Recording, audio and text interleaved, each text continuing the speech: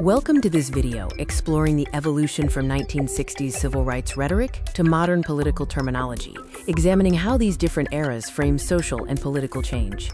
This video compares how political movements build legitimacy and frame grievances.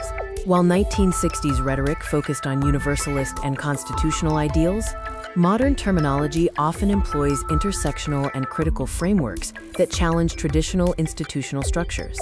We see shifts in moral goals and linguistic mechanisms. Where the 1960s appealed to a shared conscience for colorblind merit, modern discourse often uses semantic redefinition to signal factional loyalty, shifting from unified citizenship toward identity-based political alignment. The structural differences are clear.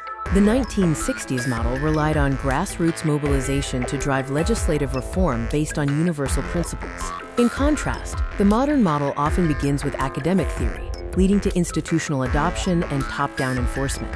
Strategies for change have also diverged. Past movements relied on persuasion through moral contrast. Modern strategies often leverage social pressure, where disagreement with a specific political program is frequently equated with moral failure.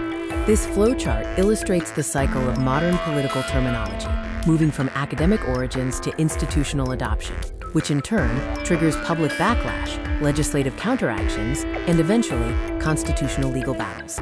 Corporate mechanisms have mirrored these shifts. Initially, many institutions adopted formal DEI frameworks for branding and talent acquisition.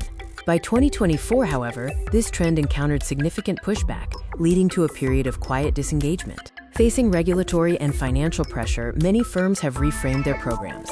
Meanwhile, states have passed legislation to restrict certain institutional rhetoric, sparking major First Amendment challenges in federal courts over the limits of government power. At the federal level, executive orders have sought to restrict certain programs, leading to lawsuits from academic and faculty groups. These legal battles highlight an ongoing judicial debate between government speech doctrine and private speech rights.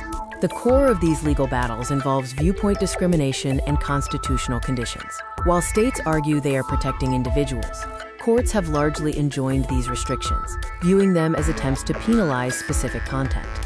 In conclusion, we find that modern social rhetoric has moved from grassroots origins to institutional management, provoking a legislative counter-reaction.